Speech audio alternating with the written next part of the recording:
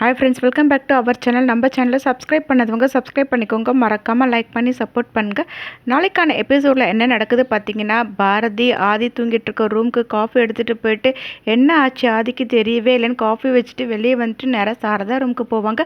அங்கே லைட்லாம் ஆஃப் பண்ணியிருக்கோம். லைட்டை ஆன் பண்ணிவிட்டு என்ன ஆச்சுமா, நீங்கள் காஃபி குடிக்க கீழே வரவே இல்லை, இங்கே லைட் வேறு ஆஃப் பண்ணி வச்சுருக்கீங்க, எதுனா பிரச்சனையாம்மா? நேற்று ஆதி கூட உங்களை வந்து பார்த்து பேசுகிறேன்னு சொல்லிட்டு வந்தார், அதனால் ஆதியும் ஒரு மாதிரி மூட் அப்செட்டில் இருக்காரு, அவருக்கு என்ன ஆச்சுன்னு தெரியவே இல்லை, உங்களுக்கு எதனா தெரியுமா, உங்ககிட்ட எதனா அவர் சொன்னாரா அப்படின்னு வந்து கேட்பாங்க. அதை கேட்ட சாரதா, என்ன பாரதி சொல்கிறா, ஆதி வந்து மூட் அப்செட்டில் இருக்கானா, அதை நினைக்கும் போது எனக்கு கஷ்டமாக இருக்குது அப்படின்வாங்க. அதை கேட்ட உடனே பாரதி, அம்மா நீங்கள் கவலைப்படாதீங்க, நான் பார்த்துக்கிறேன், எனக்கு என்ன பண்ணுறதுன்னு தெரியவே இல்லை, நேற்று ஃபுல்லாக ஆதி வீட்டில் சாப்பிடவே இல்லை, அதனால இதை யார்கிட்ட சொல்கிறது யார்கிட்ட கேட்கறதுன்னு தெரியாமல் தான் நான் உங்ககிட்ட கேட்டுட்டேன், நீங்கள் எதை பற்றியுமே யோசிக்காதீங்கம்மா, நீங்கள் வாங்க அப்படின்னு சொல்லிட்டு பாரதி கீழே போயிடுவாங்க. நெக்ஸ்ட் சீனில் பார்த்தீங்கன்னா ஆதி ரெடி ஆகிட்டு வருவாங்க. அப்போ சாரதா போயிட்டு ஆதிக்கிட்ட பேசும்போது முகத்தை திருப்பிப்பாங்க. என்னப்பா என்னோட முகத்தை கூட பார்க்க முடியாதா, ஒரு விஷயம் தெரியுமாப்பா, பாரதி என்கிட்ட வந்துட்டு உங்களுக்கு எதனா தெரியுமான்னு கேட்டுட்டு போயிட்டுருக்கா, அதுவும் இல்லாமல் நீ இந்த மாதிரி இருக்கிறதுக்கு எதனா விஷயம் தெரியுமான்னு என்கிட்ட வேற அவள் கேட்டுட்டு போகிறா, நீ எனக்கு என்ன தண்டனை வேணுனாலும் கூட, ஆனால் உனக்கு அமைஞ்சிருக்க வாழ்க்கையை நீ கெடுத்துக்காத ப்ளீஸ் அப்படின்வாங்க. அதை கேட்டால் ஆதி வந்துட்டு என்னம்மா பேசுகிறீங்க, பெத்த பையன்கிட்டயே தண்டனை கொடுக்க சொல்லி கேட்குறீங்க, அதுக்கு பதிலாக தப்பு பண்ணுறதுக்கு முன்னாடி நீங்கள் கொஞ்சம் யோசிச்சு பண்ணியிருக்கலாம்ல, என்கிட்ட சொல்லியிருக்கலாம்ல, அப்படி மட்டும் நீங்கள் பண்ணியிருந்தீங்கன்னா இன்றைக்கே எனக்கு இந்த மாதிரி ஒரு நிலைமை வந்திருக்காதுல்லம்மா அப்படின்னு சொல்லிட்டு இருப்பாரு. அதை கேட்ட சாரதா, இதை நீ எத்தனை தடவை திரும்ப திரும்ப பேசினாலும் நான் மன்னிக்க முடியாத பாவத்தை தான் பண்ணியிருக்கேன், அதை நான் மனசார ஏற்றுக்கிறேன் ஆதி, அதை நான் உங்ககிட்ட மறைச்சது என்னோட பெரிய தப்பு தான், என்னை மன்னிச்சிடு ஆதி அப்படின்வாங்க. அதை கேட்ட ஆதி வந்துட்டு, அம்மா தயவு செஞ்சு என்கிட்ட இன்னொரு தடவை மன்னிப்பு கேட்காதீங்க அப்படின்வாங்க. அதுக்கு சாரதா வந்துட்டு, சரிப்பா நான் உங்ககிட்ட அந்த மாதிரி எதுவுமே கேட்கவே இல்லை, ஆனால் நீ எனக்கு தண்டனை கொடுத்தே ஆகணும், நான் இப்போ என்ன பண்ணணும்னு சொல்லி, நான் இந்த வீட்டை விட்டு போகட்டுமா, இல்லை இந்த ஊரை விட்டு போகட்டுமா, இல்லைனா நான் இந்த உலகத்தை விட்டே போகட்டுமா, நீ சொல்ல ஆதி, ஆனால் நீ இந்த மாதிரி இருக்காத ஆதி, என்கிட்ட பேசாமல் இருக்கிறத என்னால் தாங்கிக்கவே முடியல, நீ எப்பவும் போல் என்கிட்ட பேசிட்டே இரு, நான் உன்கிட்ட எல்லாத்தையுமே சொல்லணும் தான் நினச்சிட்டு இருந்தேன், ஆனால் நான் எப்படி வந்து இதை ஆரம்பித்து எப்படி சொல்கிறதுன்னு எனக்கு தெரியவே இல்லை, நீ இப்போ இருக்கிற மாதிரி நான் உன்னை இந்த மாதிரி பார்க்கக்கூடாதுன்றதுக்காக தான் நான் உன்கிட்ட எல்லாமே சொல்கிறதுக்கு எனக்கு தைரியமே வராமல் நான் எல்லாத்தையுமே மறைச்சி வச்சுருந்தேன்னு, ப்ளீஸ் சொல்ல ஆதி, நான் இப்போ என்ன பண்ணணும், நீ தமிழோடவும் பாரதியோடவும் எப்பவும் போல் இருக்கணும், அதுதான்ப்பா நல்லது, நான் பண்ண தப்புக்காக நீ அவங்களுக்கு தண்டனை கொடுக்காது அப்படின்வாங்க. அதை கேட்டால் அது எப்படிம்மா உங்களால் இந்த மாதிரிலாம் பேச முடியுது அப்படின்னு வந்து கேட்பாங்க. அதுக்கு சாரதா வந்துட்டு, வேறு என்னப்பா பண்ண முடியும், பண்ண பாவத்துக்கு நான் தண்டனை கேட்டு தான் உங்ககிட்ட நான் இந்த மாதிரி வந்து நின்றுட்டுருக்குன்னு, நான் பண்ண தப்புக்காக நீ உன்னோட வாழ்க்கையை தயவு செஞ்சு தொலைச்சிடாத, ஏன்னா பாரதி ஏற்கனவே சந்தேகமாக என்கிட்ட வந்து கேட்டுட்ருக்கா, நீ சந்தோஷமாக இருக்கணும், எனக்கு அதுதான் முக்கியமே, இதுக்கு மேலே உனக்கு நான் எப்படி புரிய வைக்கிறதுன்னு தெரியவே இல்லைன்னு அழுதுகிட்டே அங்கேருந்து போயிடுவாங்க. அப்போ தமிழ் அங்கே வந்து அதுக்கிட்ட, அப்பா என்னை ஸ்கூல் கூப்பிட்டு போங்க அப்படின்வாங்க. அதுக்கு ஆதி, அப்பாவுக்கு வேலை இருக்குது, நீங்கள் அம்மா கூட போயிடுங்க அப்படின்னு சொல்லிட்டு தமிழை கூப்பிட்டு கீழே வருவாங்க. அப்பா பாரதி வந்துட்டு, வாங்க 2 பேரும் சாப்பிடுங்க அப்படின்னு வந்து சாப்பிட கொடுத்துட்ருப்பாங்க. ஆதி பார்த்தீங்கன்னா எதுவுமே பேசாமல் அமைதியாக சாப்பிட்டுட்டே இருப்பாங்க. தமிழ் வந்து, அம்மா என்னை இன்றைக்கி நீங்கள் ஸ்கூல் கூப்பிட்டு போங்க அப்படின்வாங்க. அதை கேட்ட பாரதி, அப்பா தானே உன்னை கூப்பிட்டு போவார் அப்படின்னு வந்து சொல்லி கேட்பாங்க. இல்லை அப்பாவுக்கு வேலை இருக்கா, உங்களை கூப்பிட்டு போக சொல்லிட்டாரு அப்படின்னு சொல்லிட்டு இருப்பாங்க. உடனே பாரதி வந்து, என்ன ஆச்சு அது, ஏன் ஒரு மாதிரி இருக்கீங்க, நீங்கள் எதனா பிரச்சனையாக சொல்லுங்கள் அப்படின்வாங்க.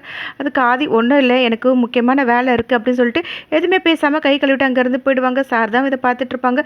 பார்த்தீங்கன்னா பாரதி தமிழை கூப்பிட்டு ஸ்கூலுக்கு போயிட்டுருப்பாங்க. இங்கே ஆதியும் பார்த்தீங்கன்னா கார் எடுத்துகிட்டு போயிட்டுருப்பாங்க. அவருக்கு ரொம்பவே ஒரு மாதிரி இதயம் வந்து படப்படன்னு வடிச்சுக்க ஆரம்பிக்கும். இங்கே பாரதி தமிழ் வண்டியில் வந்துட்டு இருக்கும்போது ஒரு வண்டி மோதி ஆக்சிடென்ட் ஆகி கீழே விழுந்துருவாங்க. அப்போ பாரதி வந்துட்டு சரி பாரதிக்கு கால் பண்ணலான்னு கால் பண்ணுவாங்க. என்ன நம்பர் ரீச் ஆகவே இல்லைன்னு சொல்லிட்டு வந்துட்டே இருக்கும்போது ஆக்சிடென்ட் ஆகி அங்கே இருக்கவங்கள பார்த்துட்டு அவர் காரை நிறுத்திட்டு வெளியே வருவார். அவரோட இதயம் வந்து துடிக்க ஆரம்பிக்கும். ஒன்றுமே புரியாமல் அவர் அங்கே போய் பார்க்கும்போது அங்கே பாரதி தமிழ் 2 பேருமே இருப்பாங்க. அதை பார்த்த உடனே என்னாச்சு உங்களுக்கு அப்படின்னு வந்து கேட்பாங்க. அப்போ தமிழ் வந்துட்டு, அப்பா நாங்கள் வந்துட்டு இருந்தோம்மா, ஒரு வண்டி வந்து இடிச்சிருச்சு, கீழே விழுந்துட்டோம் அப்படின்வாங்க.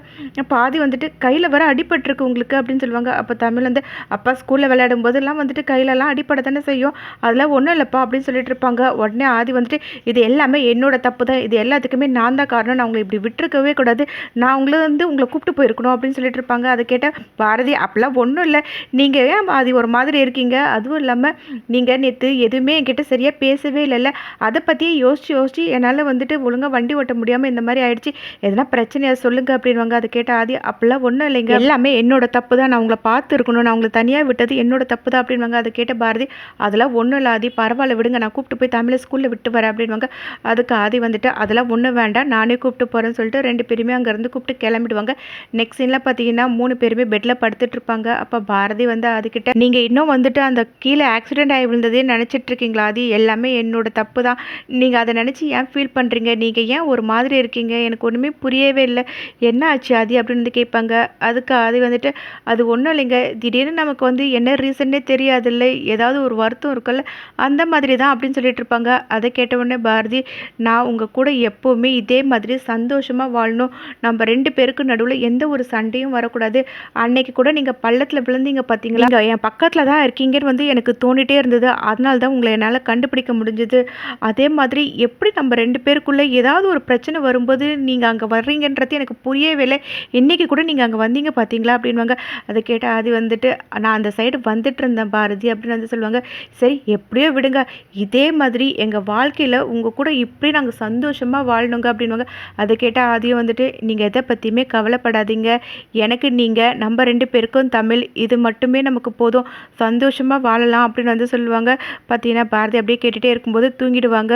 ஆதி பார்த்தீங்கன்னா ரெஸ்ட் ரூமுக்கு வருவாங்க. பாரதியை ஃபஸ்ட்டு மீட் பண்ணது, ஆஃபீஸில் பார்த்தது, ஆக்சிடென்ட் ஆனது, அவர் பழைய நினைவுகள் எல்லாத்தையுமே நினச்சி பார்த்து ரொம்பவே ஃபீல் பண்ணிட்டு, வாசுவோட இதயம் எனக்குள்ளே இருக்கிறதுனால தான் அவங்க மேலே நான் பாசமாக இருக்கேனா, அதுதான் அவங்கள தேடி கண்டுபிடிக்க வச்சுதா, அதுதான் என்னை கொண்டு வந்து சேர்த்துதா அவங்க 2 பேரையும் என்கிட்ட அப்படின்னு வந்துட்டு அழுதுட்டு இருப்பாங்க. நெக்ஸ்ட் சீனில் பார்த்தீங்கன்னா சாரதா வக்கீல வர சொல்லிட்டு இருப்பாங்க. அதை அறிவு ஸ்வேதாலாம் வந்து பார்த்துட்டு, எதுக்காக வக்கீல வர சொன்னாங்க அப்படின்னு வந்து கேட்பாங்க. தெரியலேன்னு வந்து அறிவு சொல்லிட்டு இருக்கும்போது, வர வர அத்தை பண்ணுறது சரியில்லைன்னு ஸ்வேதா சொல்லிட்டு இருப்பாங்க. இங்கே சாரதா வந்து வக்கீல் கிட்ட சொல்லிட்டு இருப்பாங்க, என்னோட ப்ராப்பர்ட்டிஸ் என்னென்ன இருக்குன்றது எல்லாமே தெரியணும், உயில் சேஞ்ச் பண்ணி எழுதணும், அதெல்லாம் சொல்லிட்டு இருப்பாங்க. அதை கேட்ட உடனே வக்கீல் எல்லாத்தையும் நான் பார்த்துக்கிறேன் அப்படின்வாங்க. அப்போ சாரதா வந்துட்டு, எல்லாத்துக்குமே டைம் எடுக்கும்ன்றது எனக்கு தெரியும், ஆனால் எவ்வளோ சீக்கிரம் முடியுமோ அவ்வளோ சீக்கிரமாக எனக்கு பண்ணி கொடுத்தா நல்லதாக இருக்கும் அப்படின்னாங்க. அதை கேட்ட லாயரும், ஓகே சீக்கிரமாகவே நான் பண்ணி கொடுத்துட்றேன் அப்படின்னு சொல்லிட்டு இருப்பாங்க.